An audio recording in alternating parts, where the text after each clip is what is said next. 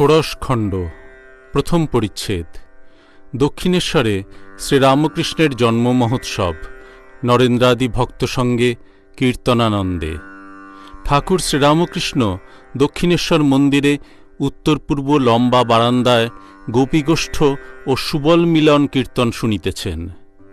নরোত্তম কীর্তন করিতেছেন। আজ রবিবার 22 ফেব্রুয়ারি 1885 খ্রিস্টাব্দ, 12 ফাল্গুন 1291 শুক্লাষ্টমী। ভক্তেরা তাহার জন্ম মহোৎসব করিতেছেন। গত সোমবার ফাল্গুন শুক্লা দ্বিতীয়া তাহার জন্মতিথি গিয়াছে। নরেন্দ্র, রাখাল, বাবুরাম, ভবনাথ, সুরেন্দ্র, গিরীন্দ্র, বিনোদ, হাজরা, রামলাল, রাম, নিত্যগোপাল, মণিমল্লিক, গিরিশ, সিঁথির মহেন্দ্র কবিরাজ প্রভৃতি অনেক ভক্তের সমাগম হইয়াছে। কীর্তন প্রাতঃকাল হইতেই হইতেছে। এখন বেলা 8টা হইবে। মাস্টার আসিয়া প্রণাম করিলেন। ঠাকুর ইঙ্গিত করিয়া কাছে বসিতে বলিলেন। কীর্তন শুনিতে শুনিতে ঠাকুর ভাবাবিষ্ট হইয়া আছেন। শ্রীকৃষ্ণের গোচারণে আসিতে দেরি হইতেছে। কোনো রাখাল বলিতেছে মা যশোদা আসিতে দিতেছেন না। বলাই রোগ করিয়া বলিতেছে আমি শিঙা বাজিয়ে কানাইকে আনিব। বলাইয়ের অগাধ প্রেম। কীর্তনিয়া আবার গাহিতেছেন। শ্রীকৃষ্ণ বংশীধ্বনি করিতেছেন। গোপীরা, রাখালেরা বংশীরব শুনিতেছে। তাহাদের নানা ভাব উদয় হইতেছে। ঠাকুর বসিয়া ভক্ত সঙ্গে কীর্তন শুনিতেছেন। হঠাৎ নরেন্দ্রের দিকে তাহার দৃষ্টিপাত হইল। নরেন্দ্র কাছেই বসিয়াছিলেন। ঠাকুর দাঁড়াইয়া সমাধিস্থ। নরেন্দ্রের জানু এক পা দিয়া স্পর্শ করিয়া দাঁড়াইয়াছেন। ঠাকুর প্রকৃতিস্থ হইয়া আবার বসিলেন। নরেন্দ্র সভা হইতে উঠিয়া গেলেন। কীর্তন চলিতেছে। শ্রীরামকৃষ্ণ বাবুরামকে আস্তে আস্তে বলিলেন, ঘরে ক্ষীর আছে, নরেন্দ্রকে দিগে যা। ঠাকুর কি নরেন্দ্রের ভিতর সাক্ষাৎ নারায়ণ দর্শন করিতেছিলেন? কীর্তনান্তে শ্রীরামকৃষ্ণ নিজের ঘরে আসিয়াছেন ও নরেন্দ্রকে আদর করিয়া মিঠাই খাওয়াইতেছেন। গিরিশের বিশ্বাস যে ঈশ্বর শ্রীরামকৃষ্ণরূপে অবতীর্ণ হইয়াছেন। গিরিশ শ্রীরামকৃষ্ণের প্রতি বলিলেন, আপনার সব কার্য শ্রীকৃষ্ণের মতো। শ্রীকৃষ্ণ যেমন যশোদার কাছে ঢং করতেন। শ্রীরামকৃষ্ণ, হাঁ, শ্রীকৃষ্ণ যে অবতার, নরলীলায় ঐরূপ হয়। এদিকে গোবর্ধনগিরি ধারণ করেছিলেন, আর নন্দের কাছে দেখাচ্ছেন পিড়ে বয়ে নিয়ে যেতে কষ্ট হচ্ছে। গিরিশ, বুঝেছি, আপনাকে এখন বুঝছি। ঠাকুর ছোট খাটটিতে বসিয়া আছেন। বেলা 11টা হইবে। রাম প্রভৃতি ভক্তেরা ঠাকুরকে নববস্ত্র পরাইবেন। ঠাকুর বলিতেছেন, না না। একজন ইংরেজি পড়া লোককে দেখাইয়া বলিতেছেন, উনি কি বলবেন? ভক্তেরা অনেক জিদ করাতে ঠাকুর বলিলেন, তোমরা বলছ, পড়ি। ভক্তেরা ওই ঘরেতেই ঠাকুরের অন্নাদি আহারের আয়োজন করিতেছেন। ঠাকুর নরেন্দ্রকে একটু গান গাইতে বলিতেছেন। নরেন্দ্র গাহিতেছেন, নিবিড় আধারে মাতর চমকেও রূপরাশি, তাই যোগী ধ্যান ধরে হয়ে গিরি গুহাবাসী। অনন্ত আধার কোলে মহানির্বাণ হিল্লোলে, চিরশান্তি পরিমল অবিরল যায় ভাসি। মহাকাল রূপ ধরি আধার বসন পরি, সমাধি মন্দিরে ওমা কে তুমি গো একা বসি। অভয় পদকমলে প্রেমের বিজলি জলে, চিন্ময় মুখমণ্ডলে শোভে অট্ট অট্ট হাসি। নরেন্দ্র যাই গাইলেন, সমাধি মন্দিরে ওমা কে তুমি গো একা বসি, অমনি ঠাকুর বাহ্যশূন্য সমাধিস্থ। অনেকক্ষণ পরে সমাধিভঙ্গের পর ভক্তেরা ঠাকুরকে আহারের জন্য আসনে বসাইলেন। এখনো ভাবের আবেশ রহিয়াছে। ভাত খাইতেছেন, কিন্তু 2 হাতে। ভবনাথকে বলিতেছেন, তুই দে খাইয়ে। ভাবের আবেশ রহিয়াছে, তাই নিজে খাইতে পারিতেছেন না। ভবনাথ তাহাকে খাওয়াইয়া দিতেছেন। ঠাকুর সামান্য আহার করিলেন।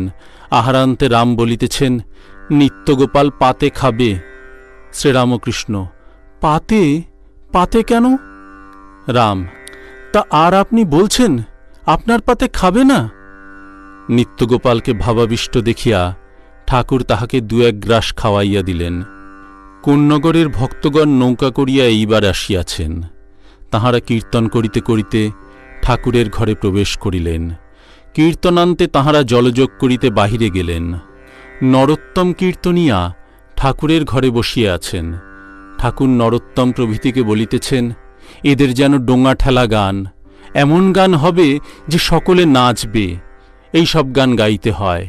নদে টলমল টলমল করে গৌর প্রেমের হিল্লোলে রে। নরোত্তমের প্রতি বলিলেন, ওর সঙ্গে এইটা বলতে হয়, যাদের হরি বলতে নয়ন ঝরে তারা তারা দুভাই এসেছে রে। যারা মার খেয়ে প্রেম যাচে তারা তারা দুভাই এসেছে রে। যারা আপনি কেঁদে জগৎ কাঁদায় তারা তারা দুভাই এসেছে রে। যারা আপনি মেতে জগৎ মাতায় তারা তারা দুভাই এসেছে রে। যারা আচণ্ডালে কোল দেয় তারা তারা দুভাই এসেছে রে। আর এইটাও গাইতে হয়, গৌরে নিতাই তোমরা দুভাই পরম দয়াল হে প্রভু, আমি তাই শুনে এসেছি হে নাথ। তোমরা নাকি আচণ্ডালে দাও কোল, কোল দিয়ে বলতে বলো হরি বল। ষোড়শখণ্ড, দ্বিতীয় পরিচ্ছেদ। জন্মোৎসবে ভক্ত সম্ভাষণে। এইবার ভক্তেরা প্রসাদ পাইতেছেন। চিঁড়ে মিষ্টান্নাদি অনেক প্রকার প্রসাদ তাহারা পাইয়া তৃপ্তি লাভ করিলেন। ঠাকুর মাস্টারকে বলিতেছেন, মুখুজ্জেদের বলো নাই, সুরেন্দ্রকে বলো বাউলদের খেতে বলতে। শ্রীযুক্ত বিপিন সরকার আসিয়াছেন। ভক্তেরা বলিলেন, এঁর নাম বিপিন সরকার। ঠাকুর উঠিয়া বসিলেন ও বিনীতভাবে বলিলেন, এঁকে আসন দাও আর পান দাও। তাহাকে বলিতেছেন, আপনার সঙ্গে কথা কইতে পেলাম না, অনেক ভিড়। গিরীন্দ্রকে দেখিয়া ঠাকুর বাবুরামকে বলিলেন, এঁকে একখানা আসন দাও। নিত্যগোপাল মাটিতে বসিয়াছিলেন দেখিয়া ঠাকুর বলিলেন, ওকেও একখানা আসন দাও। সিঁথির মহেন্দ্র কবিরাজ আসিয়াছেন। ঠাকুর সহাস্যে রাখালকে ইঙ্গিত করিতেছেন, হাতটা দেখিয়ে নে। শ্রীযুক্ত রামলালকে বলিতেছেন, গিরিশ ঘোষের সঙ্গে ভাব কর, তাহলে থিয়েটার দেখতে পাবি। হাস্য। নরেন্দ্র হাজরা মহাশয়ের সঙ্গে বাহিরের বারান্দায় অনেকক্ষণ গল্প করিতেছিলেন। নরেন্দ্রের পিতৃবিয়োগের পর বাড়িতে বড় কষ্ট হইয়াছে। এইবার নরেন্দ্র ঘরের ভিতর আসিয়া বসিলেন। শ্রীরামকৃষ্ণ নরেন্দ্রের প্রতি, তুই কি হাজরার কাছে বসেছিলি? তুই বিদেশিনী, সে বিরোহিনী। হাজরারও ১৫০০ টাকার দরকার। হাস্য। হাজরা বলে, নরেন্দ্রের ১৬ আনা সত্যগুণ হয়েছে, একটু লালচে রজগুণ আছে। আমার বিশুদ্ধ সত্য ১৭ আনা। সকলের হাস্য। আমি যখন বলি, তুমি কেবল বিচার করো, তাই শুষ্ক। সে বলে, আমি সৌরসুধা পান করি, তাই শুষ্ক। আমি যখন শুদ্ধা ভক্তির কথা বলি, যখন বলি শুদ্ধ ভক্ত টাকা কড়ি ঐশ্বর্য কিছু চায় না, তখন সে বলে, তাঁর কৃপাবন্যা এলে নদী তো উপচে যাবে, আবার খালডোবাও জলে পূর্ণ হবে। শুদ্ধা ভক্তিও হয়, আবার ষড়ৈশ্বর্যও হয়, টাকা কড়িও হয়। ঠাকুরের ঘরের মেঝেতে নরেন্দ্রাদি অনেক ভক্ত বসিয়া আছেন। গিরিশও আসিয়া বসিলেন। শ্রীরামকৃষ্ণ গিরিশের প্রতি, আমি নরেন্দ্রকে আত্মার স্বরূপ জ্ঞান করি, আর আমি ওর অনুগত। গিরিশ, আপনি কারই বা অনুগত নন? শ্রীরামকৃষ্ণ সহাস্যে, ওর মদ্যের ভাব অর্থাৎ পুরুষ ভাব, আর আমার মেদি ভাব অর্থাৎ প্রকৃতি ভাব। নরেন্দ্রের উঁচু ঘর, অখণ্ডের ঘর। গিরিশ বাহিরে তামাক খাইতে গেলেন। নরেন্দ্র শ্রীরামকৃষ্ণের প্রতি। গিরিশ ঘোষের সঙ্গে আলাপ হল। খুব বড় লোক, মাস্টারের প্রতি। আপনার কথা হচ্ছিল। শ্রীরামকৃষ্ণ: কি কথা? নরেন্দ্র: আপনি লেখাপড়া জানেন না, আমরা সব পণ্ডিত, এই সব কথা হচ্ছিল। হাস্য। মণি মল্লিক ঠাকুরের প্রতি। আপনি না পড়ে পণ্ডিত। শ্রীরামকৃষ্ণ নরেন্দ্রাদির প্রতি: সত্য বলছি, আমি বেদান্ত আদিশাস্ত্র পড়ি নাই বলে একটু দুঃখ হয় না। আমি জানি বেদান্তের সার ব্রহ্ম সত্য, জগৎ মিথ্যা। আবার গীতার সার কি? গীতা 10 বার বললে যা হয়, ত্যাগী ত্যাগী। শাস্ত্রের সার গুরুমুখে জেনে নিতে হয়, তারপর সাধন ভজন। একজন চিঠি লিখেছিল, চিঠিখানি পড়া হয় নাই, হারিয়ে গেল। তখন সকলে মিলে খুঁজতে লাগল। যখন চিঠিখানা পাওয়া গেল, পড়ে দেখলে 5 সের সন্দেশ পাঠাবে আর 1খানা কাপড় পাঠাবে। তখন চিঠিটা ফেলে দিলে আর 5 সের সন্দেশ আর 1খানা কাপড়ের জোগাড় করতে লাগল। তেমনি শাস্ত্রের সার জেনে নিয়ে আর বই পড়বার কি দরকার? এখন সাধন ভজন। এইবার গিরিশ ঘরে আসিয়াছেন। শ্রীরামকৃষ্ণ গিরিশের প্রতি: হাঁগা, আমার কথা সব তোমরা কি করছিলে? আমি খাই দাই থাকি। গিরিশ: আপনার কথা আর কি বলবো, আপনি কি সাধু? শ্রীরামকৃষ্ণ: সাধু টাধু নয়, আমার সত্যই তো সাধু বোধ নাই। গিরিশ: ফচকিমিতেও আপনাকে পারলুম না। শ্রীরামকৃষ্ণ: আমি লাল পেড়ে কাপড় পরে জয়গোপাল সেনের বাগানে গিয়েছিলাম। কেশব সেন সেখানে ছিল। কেশব লাল পেড়ে কাপড় দেখে বললে, আজ বড় যে রং, লাল পেড়ের বাহার। আমি বললুম, কেশবের মন ভুলাতে হবে, তাই বাহার দিয়ে এসেছি। এইবার আবার নরেন্দ্রের গান হইবে। শ্রীরামকৃষ্ণ মাস্টারকে তানপুরাটি পাড়িয়া দিতে বলিলেন। নরেন্দ্র তানপুরাটি অনেকক্ষণ ধরিয়া বাঁধিতেছেন। ঠাকুরও সকলে অধৈর্য হইয়াছেন। বিনোদ বলিতেছেন, বাঁধা আজ হবে, গান আরেকদিন হবে। সকলের হাস্য। শ্রীরামকৃষ্ণ হাসিতেছেন আর বলিতেছেন, এমনি ইচ্ছে হচ্ছে যে তানপুরাটা ভেঙে ফেলি। কি টং টং, আবার তানা নানা নেড়ে নুম হবে। ভবনাথ: যাত্রার গোড়ায় অমনি বিরক্তি হয়। নরেন্দ্র বাঁধিতে বাঁধিতে: সে না বুঝলেই হয়। শ্রীরামকৃষ্ণ সহাস্যে: ওই আমাদের সব উড়িয়ে দিলে। নরেন্দ্র গান গাহিতেছেন। ঠাকুর ছোট খাটটিতে বসিয়া শুনিতেছেন। নিত্যগোপাল প্রভৃতি ভক্তেরা মেঝেতে বসিয়া শুনিতেছেন। অন্তরে জাগিছ ওমা অন্তর যামিনী, কোলে করে আছো মোরে দিবস যামিনী। আবার গাহিতেছেন, গাওরে আনন্দময়ীর নাম, ওরে আমার একতন্ত্রী প্রাণের আরাম। আবার গাহিতেছেন, নিবিড় আধারে মা তোর চমকে ওর উপর আসি, তাই যোগী ধ্যান ধরে হয়ে গিরি গুহাবাসী। ঠাকুর ভাবাবিষ্ট হইয়া নিচে নামিয়া আসিয়াছেন ও নরেন্দ্রের কাছে বসিয়াছেন। ভাবাবিষ্ট হইয়া কথা কহিতেছেন।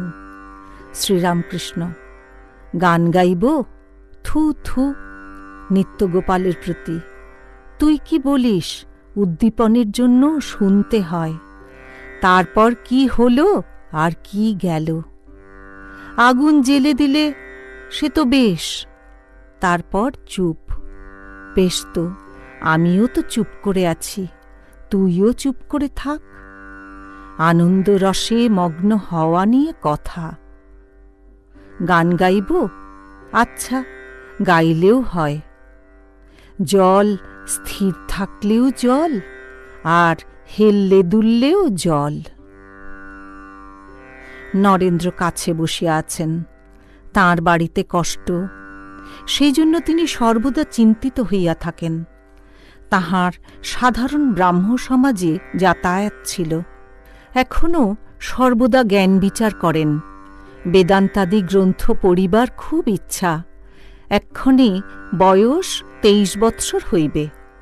ঠাকুর নরেন্দ্রকে এক দৃষ্টে দেখিতেছেন। শ্রীরামকৃষ্ণ সহাস্যে নরেন্দ্রের প্রতি, তুই তো আকাশবৎ, তবে যদি ট্যাক্স অর্থাৎ বাড়ির ভাবনা না থাকত। সকলের হাস্য। কৃষ্ণকিশোর বলত, আমি একদিন তার বাড়িতে গিয়ে দেখি সে চিন্তিত হয়ে বসে আছে, বেশি কথা কচ্ছে না। আমি জিজ্ঞাসা করলুম, কি হয়েছে গা, এমন করে বসে রয়েছ কেন? সে বললে, টেকসোওয়ালা এসেছিল, সে বলে গেছে টাকা যদি না দাও তাহলে ঘটি বাটি সব নিলাম করে নিয়ে যাব। তাই আমার ভাবনা হয়েছে। আমি হাসতে হাসতে বললাম, সে কি গো, তুমি তো আকাশবৎ। যাক শালারা, ঘটি বাটি নিয়ে যাক, তোমার কি? তাই তোকে বলছি, তুই তো এত ভাবছিস কেন? কি জানিস, এমনি আছে। শ্রীকৃষ্ণ অর্জুনকে বলছেন, অষ্টসিদ্ধির একটি থাকলে কিছু শক্তি হতে পারে, কিন্তু আমায় পাবে না। সিদ্ধাইয়ের দ্বারা বেশ শক্তি, বল, টাকা এই সব হতে পারে, কিন্তু ঈশ্বরকে লাভ হয় না। আর একটি কথা, জ্ঞান অজ্ঞানের পার হও। অনেকে বলে অমুক বড় জ্ঞানী, বস্তুত তা নয়। বশিষ্ঠ এত বড় জ্ঞানী, পুত্রশোকে অস্থির হয়েছিল। তখন লক্ষ্মণ বললেন, রাম, এ কি আশ্চর্য, ইনি এত শোকার্ত? রাম বললেন, ভাই, যার জ্ঞান আছে তার অজ্ঞানও আছে, যার আলো বোধ আছে তার অন্ধকার বোধও আছে, যার ভালো বোধ আছে তার মন্দ বোধও আছে, যার সুখ বোধ আছে তার দুঃখ বোধও আছে। ভাই, তুমি দুয়ের পারে যাও, সুখ দুঃখের পারে যাও, জ্ঞান অজ্ঞানের পারে যাও। তাই তোকে বলছি, জ্ঞান অজ্ঞানের পার হও। ষোড়শ খণ্ড, তৃতীয় পরিচ্ছেদ। শ্রীরামকৃষ্ণ ভক্ত সঙ্গে, সুরেন্দ্রের প্রতি উপদেশ, গৃহস্থ ও দান ধর্ম, মনোযোগ ও কর্মযোগ। ঠাকুর শ্রীরামকৃষ্ণ আবার ছোট খাটটিতে আসিয়া বসিয়াছেন। ভক্তেরা এখনও মেঝেতে বসিয়া আছেন। সুরেন্দ্র তাহার কাছে বসিয়া আছেন। ঠাকুর তাহার দিকে সস্নেহে দৃষ্টিপাত করিতেছেন ও কথাচ্ছলে তাহাকে নানা উপদেশ দিতেছেন। শ্রীরামকৃষ্ণ সুরেন্দ্রের প্রতি বলিলেন, মাঝে মাঝে এসো। ন্যাংটা বলতো ঘটি রোজ মাজতে হয়, তা না হলে কলঙ্ক পড়বে। সাধুসঙ্গ সর্বদাই দরকার। সন্ন্যাসীর পক্ষে কামিনী কাঞ্চন ত্যাগ, তোমাদের পক্ষে তা নয়। তোমরা মাঝে মাঝে নির্জনে যাবে আর তাকে ব্যাকুল হয়ে ডাকবে। তোমরা মনে ত্যাগ করবে। বীর ভক্ত না হলে দুদিক রাখতে পারে না। জনক রাজা সাধন ভজনের পর সিদ্ধ হয়ে সংসারে ছিল, সে দুখানা তলোয়ার ঘোরাত, জ্ঞান আর কর্ম। এই বলিয়া ঠাকুর গান গাহিতেছেন, এই সংসার মজার কুটি, আমি খাই দাই আর মজা লুটি। জনক রাজা মহা তেজা, তার বা কিসে ছিল ত্রুটি? সে যে এদিক ওদিক দুদিক রেখে খেয়েছিল দুধের বাটি। তোমাদের পক্ষে চৈতন্যদেব যা বলেছিলেন, জীবে দয়া, ভক্ত সেবা আর নাম সংকীর্তন। তোমায় বলছি কেন? তোমার হৌসে অর্থাৎ সওদাগর বাড়ির কাজ আর অনেক কাজ করতে হয়, তাই বলছি। তুমি আফিসে মিথ্যা কথা কও, তবে তোমার জিনিস খাই কেন? তোমার যে দান ধ্যান আছে, তোমার যা আয় তার চেয়ে বেশি দান করো। 12 হাত কাকুরের 13 হাত বিচি। কৃপণের জিনিস খাই না, তাদের ধন এই কয় রকমে উড়ে যায়। প্রথম মামলা মোকদ্দমায়, দ্বিতীয় চোর ডাকাতে, তৃতীয় ডাক্তার খরচে, চতুর্থ, আবার বদ ছেলেরা সেই সব টাকা উড়িয়ে দেয়। এই সব। তুমি যে দান ধ্যান করো, খুব ভালো। যাদের টাকা আছে তাদের দান করা উচিত। কৃপণের ধন উড়ে যায়, দাতার ধন রক্ষা হয়, সৎ কাজে যায়। ও দেশে চাষারা খানা কেটে খেতে জল আনে। কখনো কখনো জলের এত তোড় হয় যে ক্ষেতের আল ভেঙে যায় আর জল বেরিয়ে যায় ও ফসল নষ্ট হয়। তাই চাষারা আলের মাঝে মাঝে ছেঁদা করে রাখে, তাকে ঘোগ বলে। জল ঘোগ দিয়ে একটু একটু বেরিয়ে যায়, তখন জলের তোড়ে আল ভাঙে না, আর ক্ষেতের উপর পলি পড়ে। সেই পলিতে ক্ষেত উর্বরা হয় আর খুব ফসল হয়। যে দান ধ্যান করে সে অনেক ফল লাভ করে, চতুর্বর্গ ফল। ভক্তেরা সকলে ঠাকুরের শ্রীমুখ হইতে এই দান ধর্ম কথা এক মনে শুনিতেছেন। সুরেন্দ্র, আমার ধ্যান ভালো হয় না, মাঝে মাঝে মা মা বলি আর শোবার সময় মা মা বলতে বলতে ঘুমিয়ে পড়ি। শ্রীরামকৃষ্ণ, তাহলেই হল।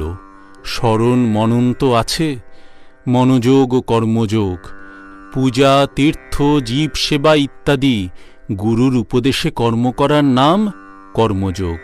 জনকাদি যা কর্ম করতেন তার নামও কর্মযোগ।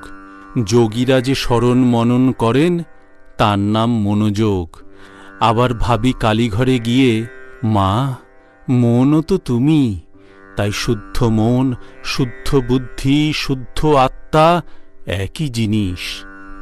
সন্ধ্যা আগত প্রায়। ভক্তেরা অনেকেই ঠাকুরকে প্রণাম করিয়া বাটি প্রত্যাগমন করিতেছেন।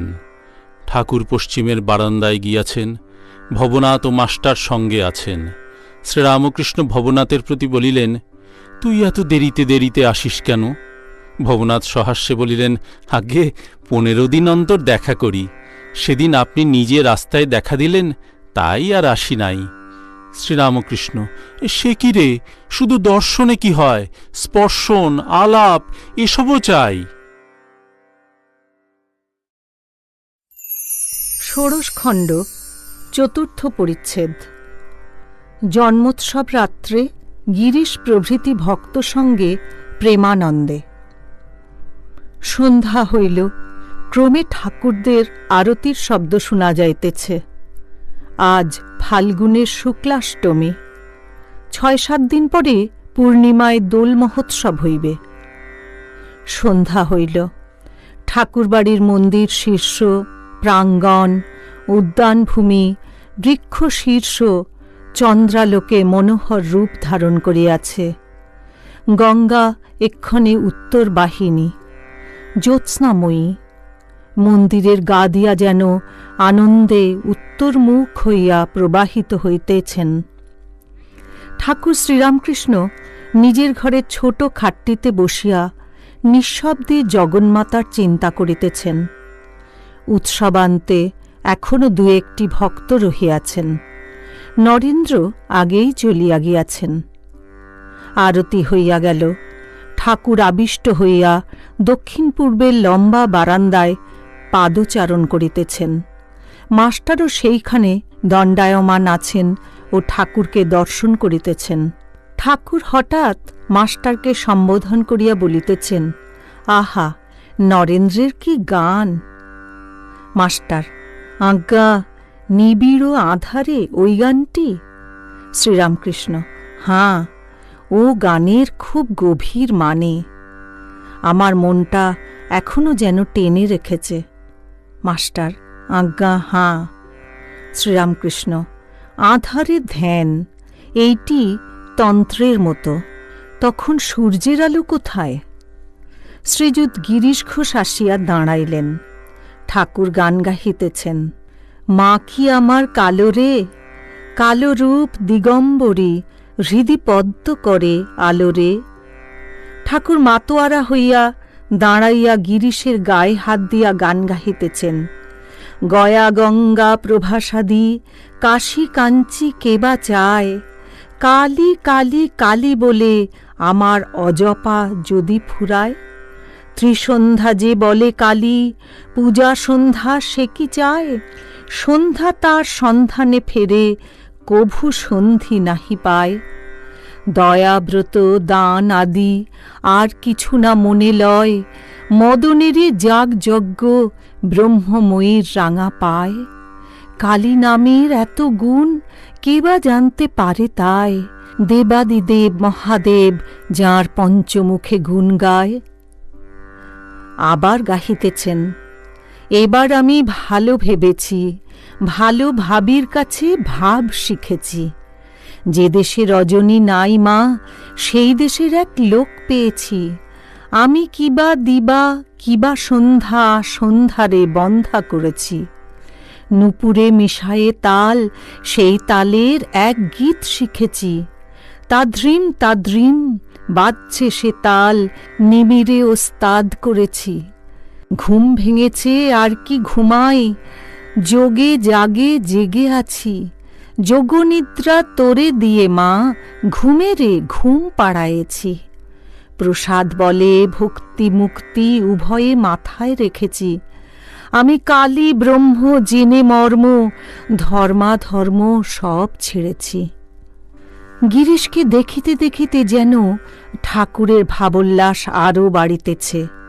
তিনি দাঁড়াইয়া দাঁড়াইয়া আবার গাহিতেছেন, অভয়ে পদে প্রাণ সপেছি,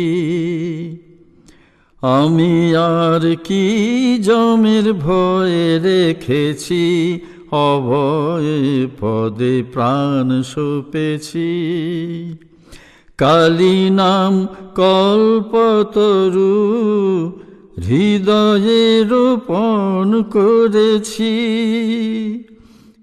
আমি দেহ বেচে ভবের হাটে সিঁদুর গানাম কিনে এনেছি। অভয়ে পদে প্রাণ সপেছি, দেহের মধ্যে সুজন যে জন, তার ঘরেতে ঘর করেছি। এবার সমন এলে হৃদয়ে খুলে দেখাবো তাই বসে আছি। কালী নাম মহামন্ত্র আত্মশির শিখায় বেঁধেছি। রামপ্রসাদ বলে দুর্গা বলে যাত্রা করে বসে আছি। অভয়ে পদে প্রাণ সপেছি, আমি আর কি জমের ভয়ে রেখেছি। অভয়ে পদে প্রাণ সপেছি।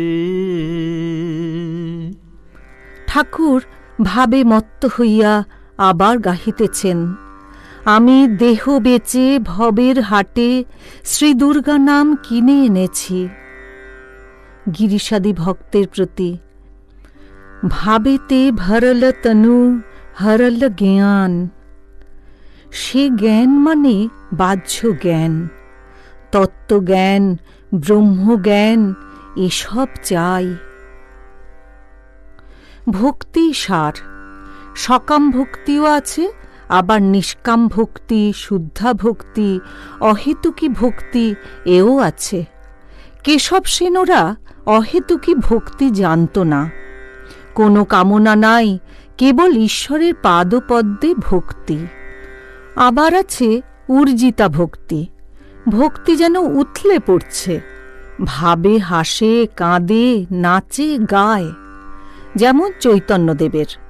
রাম বললেন লক্ষ্মণকে, ভাই যেখানে দেখবে উর্জিতা ভক্তি, সেইখানে জানবে আমি স্বয়ং বর্তমান। ঠাকুর কি ইঙ্গিত করিতেছেন নিজের অবস্থা? ঠাকুর কি চৈতন্যদেবের ন্যায় অবতার, জীবকে ভক্তি শিখাইতে অবতীর্ণ হইয়াছেন? গিরিশ, আপনার কৃপা হলেই সব হয়। আমি কি ছিলাম, কি হয়েছি? শ্রীরামকৃষ্ণ, ওগো, তোমার সংস্কার ছিল, তাই হচ্ছে, সময় না হলে হয় না। যখন রোগ ভালো হয়ে এলো, তখন কবিরাজ বললে এই পাতাটি মরিচ দিয়ে বেটে খেও, তারপর রোগ ভালো হলো। তা মরিচ দিয়ে ঔষধ খেয়ে ভালো হলো না আপনি ভালো হলো, কে বলবে? লক্ষ্মণ লবকুশকে বললেন, তোরা ছেলে মানুষ, তোরা রামচন্দ্রকে জানিস না। তাঁর পাদস্পর্শে অহুল্যা পাষাণী মানবী হয়ে গেল। লবকুশ বললে, ঠাকুর, সব জানি, সব শুনেছি। পাষাণী যে মানব হল, সে মুনিবাক্য ছিল। গৌতম মুনি বলেছিলেন যে ত্রেতা যুগে রামচন্দ্র ওই আশ্রমের কাছ দিয়ে যাবেন, তাঁর পাদস্পর্শে তুমি আবার মানবী হবে। তা এখন রামের গুণে না মুনিবাক্যে, কে বলবে বলো? সবই ঈশ্বরের ইচ্ছায় হচ্ছে। এখানে যদি তোমার চৈতন্য হয়, আমাকে জানবে হেতু মাত্র। চাঁদা মামা সকলের মামা। ঈশ্বর ইচ্ছায় সব হচ্ছে। গিরিশ সহাস্যে, ঈশ্বরের ইচ্ছায় তো, আমিও তো তাই বলছি। সকলের হাস্য। শ্রীরামকৃষ্ণ গিরিশের প্রতি, সরল হলে শীঘ্র ঈশ্বর লাভ হয়। কয়েকজনের জ্ঞান হয় না। প্রথম, যার বাঁকা মন, সরল নয়। দ্বিতীয়, যার সূচিবাই। তৃতীয়, যারা সংশয় আত্মা। ঠাকুর নিত্যগোপালের ভাবাবস্থার প্রশংসা করিতেছেন। এখনও ৩-৪ জন ভক্ত ওই দক্ষিণ পূর্ব লম্বা বারান্দায় ঠাকুরের কাছে দাঁড়াইয়া আছেন ও সমস্ত শুনিতেছেন। পরমহংসের অবস্থা ঠাকুর বর্ণনা করিতেছেন। বলিতেছেন, পরমহংসের সর্বদা এই বোধ, ঈশ্বরই সত্য আর সব অনিত্য। হাসিরই শক্তি আছে দুধকে জল থেকে তফাত করা। দুধে জলে যদি মিশিয়ে থাকে, তাদের জিহ্বাতে একরকম টক রস আছে। সেই রসের দ্বারা দুধ আলাদা, জল আলাদা হয়ে যায়। পরমহংসের মুখেও সেই টক রস আছে। প্রেমাভক্তি, প্রেমাভক্তি থাকলেই নিত্য অনিত্য বিবেক হয়, ঈশ্বরের অনুভূতি হয়, ঈশ্বর দর্শন হয়।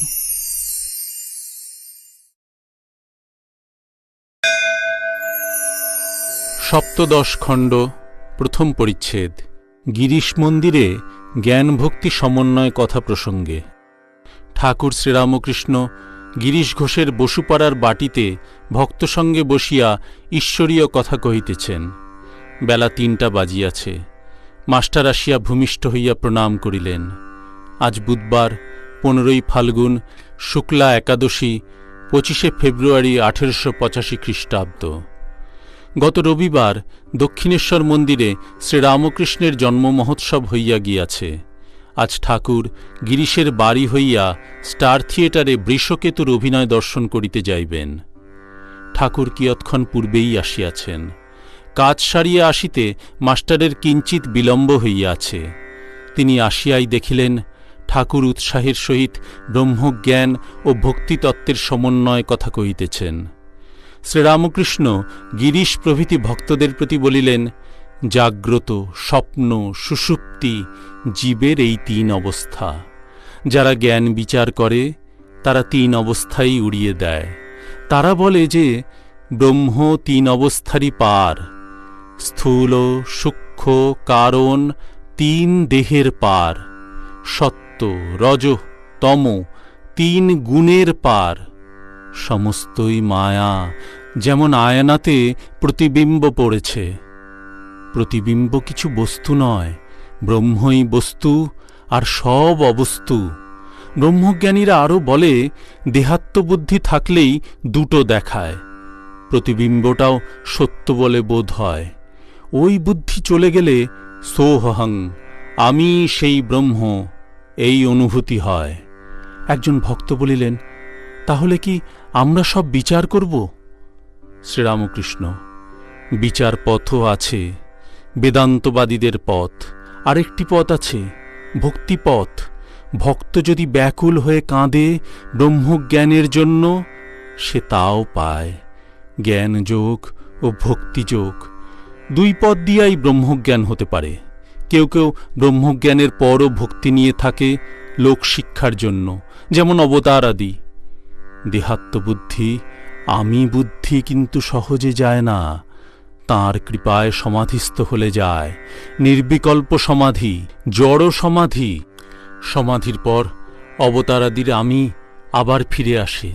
বিদ্যার আমি, ভক্তের আমি, এই বিদ্যার আমি দিয়ে লোকশিক্ষা হয়। শঙ্করাচার্য বিদ্যার আমি রেখেছিল। চৈতন্যদেব এই আমি দিয়ে ভক্তি আস্বাদন করতেন। ভক্তি ভক্ত নিয়ে থাকতেন, ঈশ্বরীয় কথা কইতেন, নাম সংকীর্তন করতেন। আমি তো সহজে যায় না, তাই ভক্ত জাগ্রত, স্বপ্ন প্রভৃতি অবস্থা উড়িয়ে দেয় না। ভক্ত সব অবস্থাই লয়, সত্য রজ তম তিন গুণও লয়। ভক্ত দেখে তিনিই চতুর্বিংশতি তত্ত্ব হয়ে রয়েছেন, জীব জগৎ হয়ে রয়েছেন। আবার দেখে সাকার চিন্ময় রূপে তিনি দর্শন দেন। ভক্ত বিদ্যামায়া আশ্রয় করে থাকে, সাধুসঙ্গ, তীর্থ, জ্ঞান, বৈরাগ্য এই সব আশ্রয় করে থাকে। সে বলে, যদি আমি সহজে চলে না যায় তবে থাক শালা দাস হয়ে, ভক্ত হয়ে। ভক্তেরও একাকার জ্ঞান হয়, সে দেখে ঈশ্বর ছাড়া আর কিছুই নাই। স্বপ্নবৎ বলে না, তবে বলে তিনিই এই সব হয়েছেন। মোমের বাগানে সবই মোম, তবে নানা রূপ। তবে পাকা ভক্তি হলে এই রূপ বোধ হয়। অনেক পিত্ত জমলে নেবা লাগে, তখন দেখে যে সবই হলদে। শ্রীমতী শ্যামকে ভেবে ভেবে সমস্ত শ্যামময় দেখলে, আর নিজেকেও শ্যামবোধ হল। পাড়ার হ্রদে শীষে অনেক দিন থাকলে সেটাও পাড়া হয়ে যায়। কুমড়ে পোকা ভেবে ভেবে আরশোলা নিশ্চল হয়ে যায়, নড়ে না, শেষে কুমড়ে পোকাই হয়ে যায়।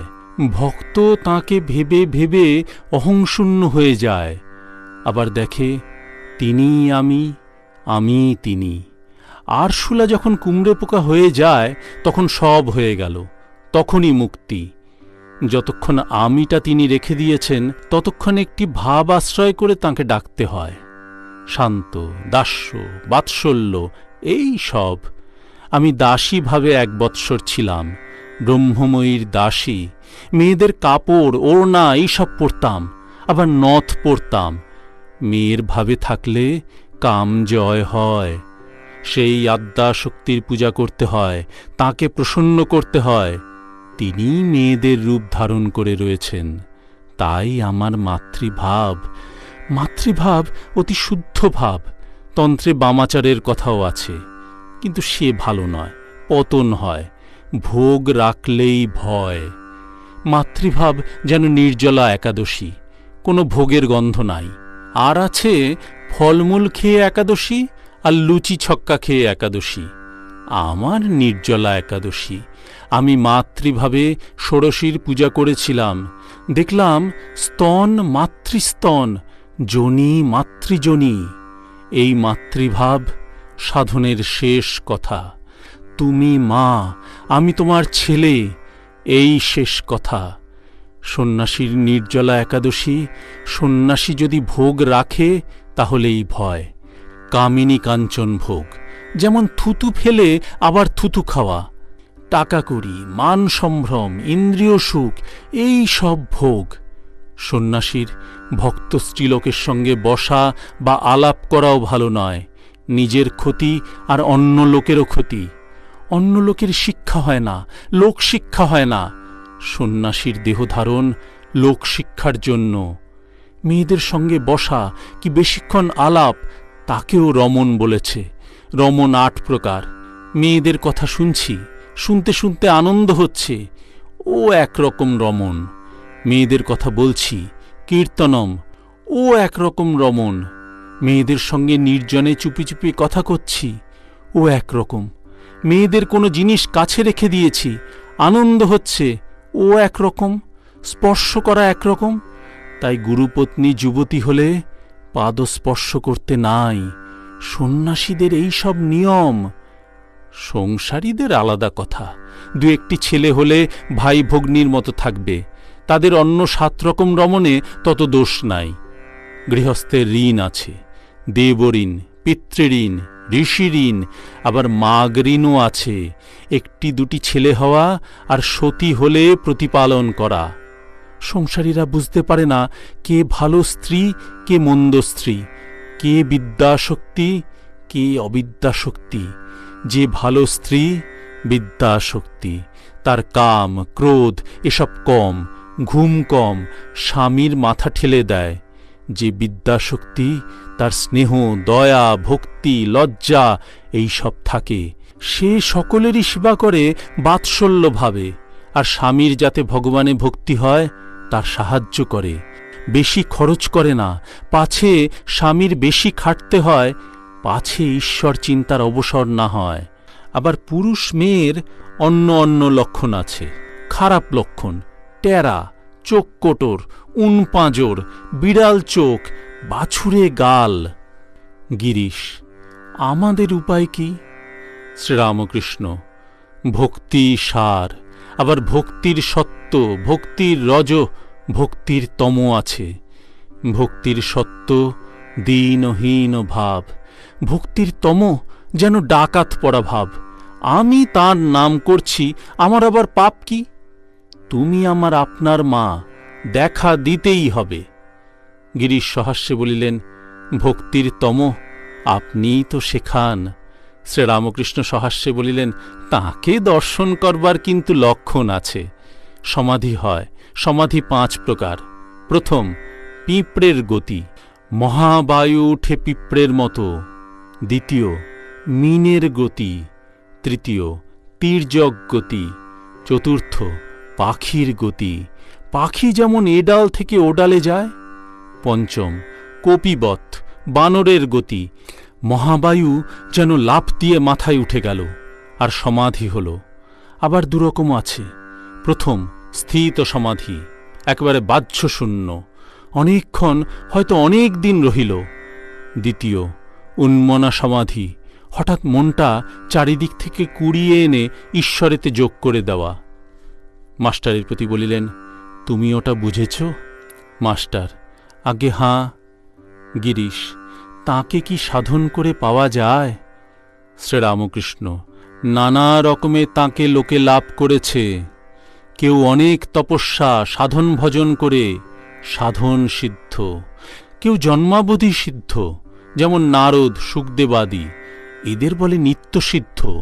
আবার আছে হঠাৎ সিদ্ধ, হঠাৎ লাভ করেছে, যেমন হঠাৎ কোনো আশা ছিল না, কেউ নন্দবসুর মতো বিষয় পেয়ে গেছে। সপ্তদশ খণ্ড, দ্বিতীয় পরিচ্ছেদ। গিরিশের শান্ত ভাব, কলিতে শূদ্রের ভক্তি ও মুক্তি। শ্রীরামকৃষ্ণ: আর আছে স্বপ্নসিদ্ধ আর কৃপাসিদ্ধ। এই বলিয়া ঠাকুর ভাবে বিভোর হইয়া গান গাহিতেছেন। শ্যামাধন কি সবাই পায়, অবোধ মন বোঝে না একই দায়। শিবেরই অসাধ্য সাধন, মন মজান রাঙা পায়। ইন্দাদি সম্পদ সুখ তুচ্ছ হয়, যে ভাবে মায়। সদানন্দ সুখে ভাসে, শ্যামা যদি ফিরে চায়। যোগীন্দ্র মুনীন্দ্র ইন্দ্র, যে চরণ ধ্যানে না পায়। নির্গুণে কমলাকান্ত, তবু সে চরণ চায়। ঠাকুর কিয়ৎক্ষণ ভাবাবিষ্ট হইয়া রহিয়াছেন। গিরিশ প্রভৃতি ভক্তেরা সম্মুখে আছেন। কিছুদিন পূর্বে স্টার থিয়েটারে গিরিশ অনেক কথা বলিয়াছিলেন। এখন শান্ত ভাব। শ্রীরামকৃষ্ণ গিরিশের প্রতি: তোমার এ ভাব বেশ ভালো, শান্ত ভাব। মাকে তাই বলেছিলাম, মা ওকে শান্ত করে দাও, যা তা আমায় না বলে। গিরিশ মাস্টারের প্রতি: আমার জিভ কে যেন চেপে ধরেছে, আমায় কথা কইতে দিচ্ছে না। শ্রীরামকৃষ্ণ এখনো ভাবস্থ, অন্তর্মুখ। বাহিরের ব্যক্তি বস্তু ক্রমে ক্রমে সব ভুলে যাচ্ছেন। একটু প্রকৃতিস্থ হইয়া মনকে নাবাচ্ছেন। ভক্তদের আবার দেখিতেছেন মাস্টার দৃষ্টে। এরা সব সেখানে, মানে দক্ষিণেশ্বরে যায়। তা যায় তো যায়, মা সব জানে। প্রতিবেশী ছোকরার প্রতি: কি গো, তোমার কি বোধ হয়, মানুষের কি কর্তব্য? সকলে চুপ করিয়া আছেন। ঠাকুর কি বলিতেছেন যে ঈশ্বর লাভই জীবনের উদ্দেশ্য? শ্রীরামকৃষ্ণ নারায়ণের প্রতি, তুই পাশ করবি নি? ওরে, পাশমুক্ত শিব, পাশবদ্ধ জীব। ঠাকুর এখন ভাবাবস্থায় আছেন। কাছে গ্লাস ভরা জল ছিল, পান করিলেন। তিনি আপনা আপনি বলিতেছেন, কই, ভাবে তো জল খেয়ে ফেললুম। এখনো সন্ধ্যা হয় নাই। ঠাকুর গিরিশের ভ্রাতা শ্রীযুক্ত অতুলের সহিত কথা কহিতেছেন। অতুল ভক্ত সঙ্গে সম্মুখে বসিয়া আছেন। একজন ব্রাহ্মণ প্রতিবেশীও বসিয়া আছেন। অতুল হাইকোর্টের উকিল। শ্রীরামকৃষ্ণ অতুলের প্রতি, আপনাদের এই বলা, আপনারা দুই করবে, সংসারও করবে, ভক্তি যাতে হয় তাও করবে। ব্রাহ্মণ প্রতিবেশী, ব্রাহ্মণ না হলে কি সিদ্ধ হয়? শ্রীরামকৃষ্ণ, কেন?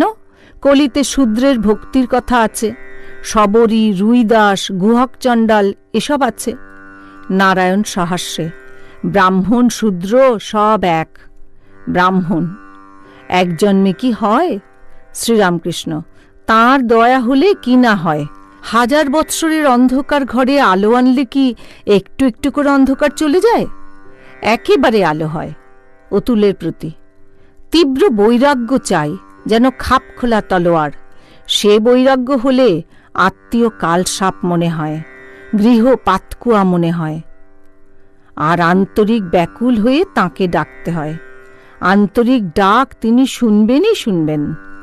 সকলে চুপ করিয়া আছে। ঠাকুর যাহা বলিলেন এক মনে শুনিয়া সেই সকল চিন্তা করিতেছেন। শ্রীরামকৃষ্ণ অতুলের প্রতি, কেন, অমন আঁট বুঝিয়ে হয় না ব্যাকুলতা? অতুল, মন কই থাকে? শ্রীরামকৃষ্ণ, অভ্যাসযোগ, রোজ তাকে ডাকা অভ্যাস করতে হয়, একদিনে হয় না। রোজ ডাকতে ডাকতে ব্যাকুলতা আসে। কেবল রাত দিন বিষয়কর্ম করলে ব্যাকুলতা কেমন করে আসবে? যদু মল্লিক আগে আগে ঈশ্বরীয় কথা বেশ শুনত, নিজেও বেশ বলত। আজকাল আর তত বলে না, রাত দিন মোসাহেব নিয়ে বসে থাকে, কেবল বিষয়ের কথা। সন্ধ্যা হইল, ঘরে বাতি জ্বালা হইয়াছে। শ্রীরামকৃষ্ণ ঠাকুরদের নাম করিতেছেন, গান গাহিতেছেন ও প্রার্থনা করিতেছেন। বলিতেছেন, হরিবোল হরিবোল হরিবোল, আবার রাম রাম রাম, আবার নিত্য লীলাময়ী। ও মা, উপায় বলো মা, শরণাগত শরণাগত শরণাগত। গিরিশকে ব্যস্ত দেখিয়া ঠাকুর একটু চুপ করিলেন। তেজচন্দ্রকে বলিতেছেন, তুই একটু কাছে এসে বস।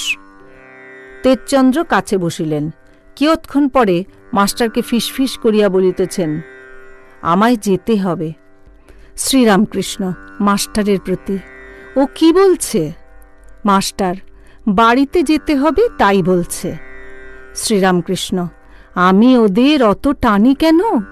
ওরা নির্মল আধার, বিষয়বুদ্ধি ঢোকেনি। বিষয়বুদ্ধি থাকলে উপদেশ ধারণা করতে পারে না।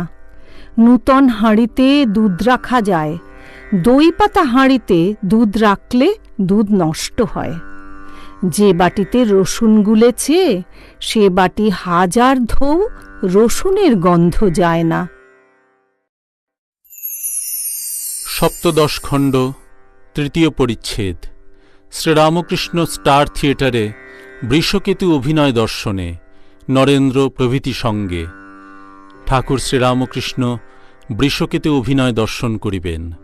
বিডন স্ট্রিটে যেখানে পরে মনমোহন থিয়েটার হয়, পূর্বে সেই মঞ্চে স্টার থিয়েটার অভিনয় হইত। থিয়েটারে আসিয়া বক্সে দক্ষিণাস্য হইয়া বসিয়াছেন। মাস্টার প্রভৃতি ভক্তেরা কাছেই বসিয়াছেন।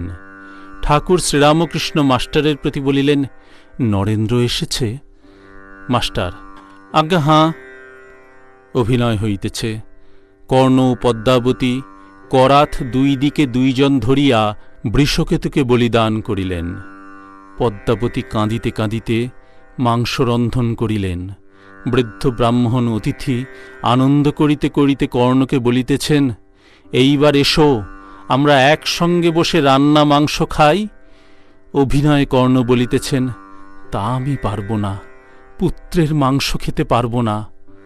একজন ভক্ত সহানুভূতিব্যঞ্জক অস্ফুট আর্তনাদ করিলেন। ঠাকুরও সেই সঙ্গে দুঃখ প্রকাশ করিলেন। অভিনয় সমাপ্ত হইলে ঠাকুর রঙ্গমঞ্চের বিশ্রামঘরে গিয়া উপস্থিত হইলেন। গিরিশ, নরেন্দ্র প্রভৃতি ভক্তেরা বসিয়া আছেন। শ্রীরামকৃষ্ণ ঘরে প্রবেশ করিয়া নরেন্দ্রর কাছে গিয়া দাঁড়াইলেন ও বলিলেন, আমি এসেছি। ঠাকুর উপবেশন করিয়াছেন। এখনও ঐক্যতান বাদ্যের অর্থাৎ কনসার্ট শব্দ শোনা যাইতেছে। শ্রীরামকৃষ্ণ ভক্তদের প্রতি বলিলেন, এই বাজনা শুনে আমার আনন্দ হচ্ছে। সেখানে দক্ষিণেশ্বরে সানাই বাজত, আমি ভাবাবিষ্ট হয়ে যেতাম। একজন সাধু আমার অবস্থা দেখে বলতো, এ সব ব্রহ্মজ্ঞানের লক্ষণ। কনসার্ট থামিয়া গেলে শ্রীরামকৃষ্ণ আবার কথা কহিতেছেন। শ্রীরামকৃষ্ণ গিরিশের প্রতি বলিলেন, এ কি তোমার থিয়েটার না তোমাদের? গিরিশ, আগে আমাদের। শ্রীরামকৃষ্ণ, আমাদের কথাটি ভালো, আমার বলা ভালো নয়। কেউ কেউ বলে আমি নিজেই এসেছি, এসব হীনবুদ্ধি অহংকারে লোক বলে। নরেন্দ্র, সবই থিয়েটার। শ্রীরামকৃষ্ণ, হাঁ হাঁ ঠিক, তবে কোথাও বিদ্যার খেলা, কোথাও অবিদ্যার খেলা। নরেন্দ্র, সবই বিদ্যার। শ্রীরামকৃষ্ণ, হাঁ হাঁ, তবে ওটি ব্রহ্মজ্ঞানে হয়। ভক্তি ভক্তের পক্ষে দুই আছে, বিদ্যা মায়া, অবিদ্যা মায়া। শ্রীরামকৃষ্ণ, তুই একটু গান গা। নরেন্দ্র গান গাহিতেছেন। চিদানন্দ সিন্ধু নীরে প্রেমানন্দের লহরী, মহাভাব রসলীলা কি মাধুরী মরি মরি, বিবিধ বিলাস রঙ্গ প্রসঙ্গ, কত অভিনব ভাব তরঙ্গ, ডুবিছে উঠিছে করিছে রঙ্গ, নবীন নবীন রূপ ধরি। হরি হরি বলে মহাযোগে সমুদায় একাকার হইল দেশ কাল, ব্যবধান ভেদাভেদ ঘুচিল, আশা পুরিল রে, আমার সকল স্বাদ মিটে গেল। এখন আনন্দে মাতিয়া দুবাহু তুলিয়া, বলরে মন হরি হরি। নরেন্দ্র যখন গাহিতেছেন, মহাযোগে সব একাকার হইল, তখন শ্রীরামকৃষ্ণ বলিতেছেন, এটি ব্রহ্মজ্ঞানে হয়, তুই যা বলছিলি সবই বিদ্যা। নরেন্দ্র যখন গাহিতেছেন, আনন্দে মাতিয়া দুবাহু তুলিয়া, বলরে মন হরি হরি, তখন শ্রীরামকৃষ্ণ নরেন্দ্রকে বলিতেছেন, ওইটি দুবার করে বল। গান হইয়া গেলে আবার ভক্ত সঙ্গে কথা হইতেছে। গিরিশ, দেবেন্দ্রবাবু আসেন নাই। তিনি অভিমান করে বলেন, আমাদের ভিতরে তো ক্ষীরের পোর নাই, কলাইয়ের পোর, আমরা এসে কি করব? শ্রীরামকৃষ্ণ বিস্মিত হইয়া বলিলেন, কই, আগে তো উনি ওরকম করতেন না। ঠাকুর জল সেবা করিতেছেন। নরেন্দ্রকেও খাইতে দিলেন। যতীনদেব শ্রীরামকৃষ্ণের প্রতি বলিলেন, নরেন্দ্র খাও, নরেন্দ্র খাও বলছেন, আমরা শালারা ভেসে এসেছি। যতীনকে ঠাকুর খুব ভালোবাসেন। তিনি দক্ষিণেশ্বরে গিয়া মাঝে মাঝে দর্শন করেন, কখনো কখনো রাত্রেও সেখানে গিয়া থাকেন। তিনি শোভাবাজারের রাজাদের বাড়ির রাধাকান্ত দেবের বাড়ির ছেলে। শ্রীরামকৃষ্ণ নরেন্দ্রের প্রতি সহাস্যে বলিলেন, ওরে যতীন তোর কথাই বলছে। ঠাকুর হাসিতে হাসিতে যতীনের থুঁতি ধরে আদর করিতে করিতে বলিলেন, সেখানে যাস, গিয়ে খাস, অর্থাৎ দক্ষিণেশ্বরে যাস। ঠাকুর আবার বিবাহ বিভ্রাট অভিনয় শুনিবেন। বক্সে গিয়া বসিলেন। ঝির কথাবার্তা শুনিয়া হাসিতে লাগিলেন। খানিকক্ষণ শুনিয়া অন্যমনস্ক হইলেন।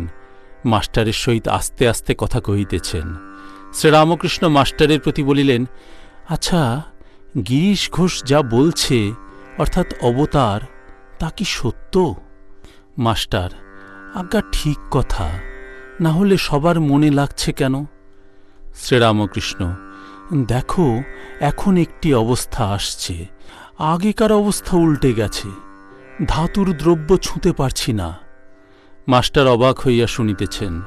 শ্রীরামকৃষ্ণ, এই যে নূতন অবস্থা, এর একটি খুব গুচ্ছ মানে আছে।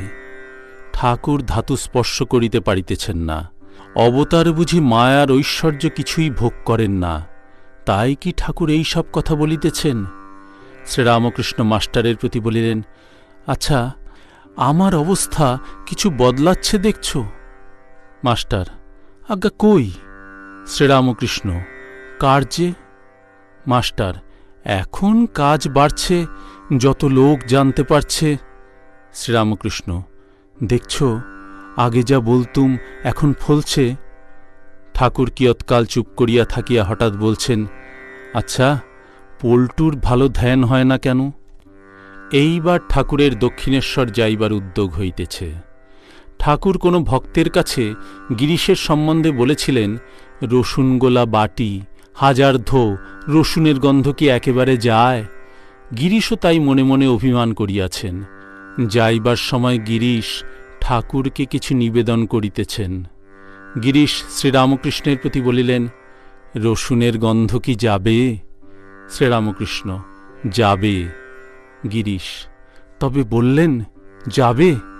শ্রীরামকৃষ্ণ, অত আগুন জ্বললে গন্ধফন্ধ পালিয়ে যায়, রসুনের বাটি পুড়িয়ে নিলে আর গন্ধ থাকে না, নূতন হাড়ি হয়ে যায়। যে বলে আমার হবে না, তার হয় না। মুক্ত অভিমানী মুক্তই হয়, আর বদ্ধ অভিমানী বদ্ধই হয়। যে জোর করে বলে আমি মুক্ত হয়েছি, সে মুক্তই হয়। যে রাত দিন আমি বদ্ধ বলে, সে বদ্ধই হয়ে যায়।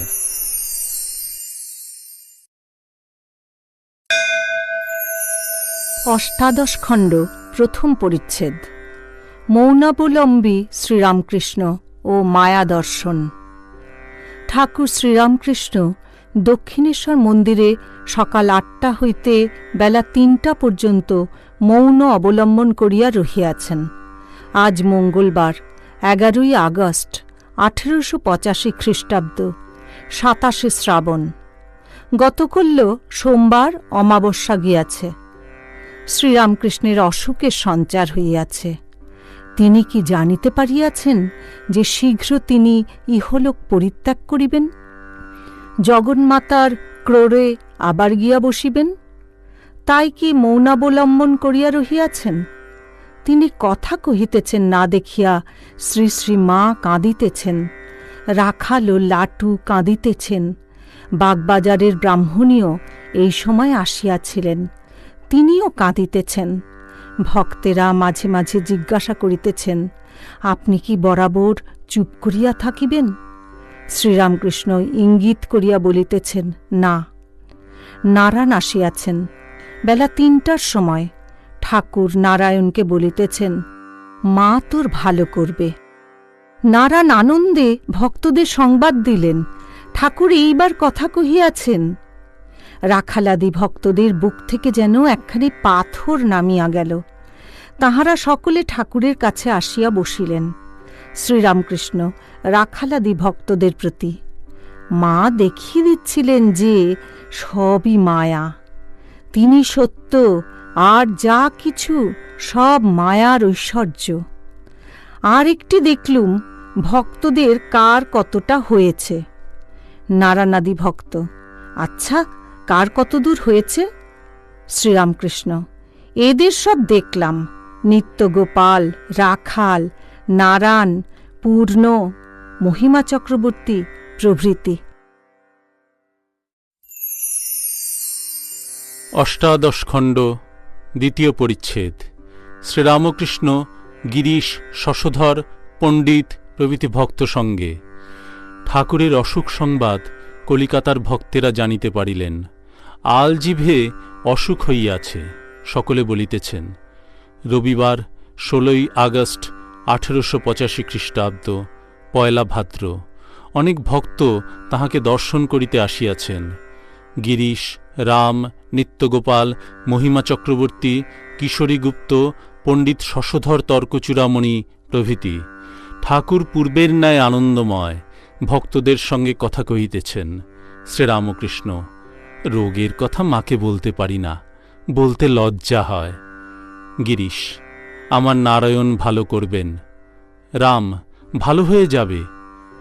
শ্রীরামকৃষ্ণ সহাস্যে বলিলেন, হ্যাঁ, ওই আশীর্বাদ করো। সকলের হাস্য। গিরিশ নূতন নূতন আসিতেছেন।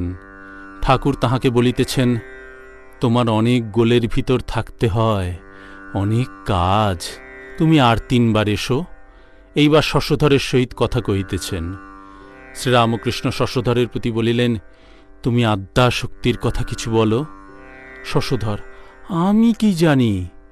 শ্রীরামকৃষ্ণ সহাস্যে বলিলেন, একজনকে একটি লোক খুব ভক্তি করে, সেই ভক্তকে তামাক সাজার আগুন আনতে বললে, তা সে বললে, আমি কি আপনার আগুন আনবার যোগ্য? আর আগুন আনলেও না। সকলের হাস্য। শশধর, আজ্ঞা, তিনিই নিমিত্ত কারণ, তিনিই উপাদান কারণ, তিনিই জীবজগৎ সৃষ্টি করেছেন, আবার তিনিই জীবজগৎ হয়ে রয়েছেন। যেমন মাকড়সা নিজে জাল তৈয়ার করলে নিমিত্ত কারণ, আর সেই জাল নিজের ভিতর থেকে বার করলে উপাদান কারণ। শ্রীরামকৃষ্ণ, আর আছে যিনি পুরুষ তিনিই প্রকৃতি, যিনি ব্রহ্ম তিনিই শক্তি। যখন নিষ্ক্রিয় সৃষ্টি স্থিতি প্রলয় করছেন না, তখন তাকে ব্রহ্ম বলি, পুরুষ বলি। আর যখন ওইসব কাজ করেন, তখন তাকে শক্তি বলি, প্রকৃতি বলি। কিন্তু যিনি ব্রহ্ম তিনিই শক্তি, যিনি পুরুষ তিনিই প্রকৃতি হয়ে রয়েছেন। জল স্থির থাকলেও জল, আর হেললে দুললেও জল। সাপ এঁকে বেঁকে চললেও সাপ, আবার চুপ করে কুণ্ডলি পাকিয়ে থাকলেও সাপ। ব্রহ্ম কি তা মুখে বলা যায় না, মুখ বন্ধ হয়ে যায়। নিতাই আমার মাতা হাতি, নিতাই আমার মাতা হাতি, এই কথা বলতে বলতে শেষে আর কিছুই বলতে পারে না, কেবল বলে হাতি। আবার হাতি হাতি বলতে বলতে হা, শেষে তাও বলতে পারে না, বাহ্য শূন্য। এই কথা বলিতে বলিতে ঠাকুর সমাধিস্থ, দাঁড়িয়ে দাঁড়িয়েই সমাধিস্থ।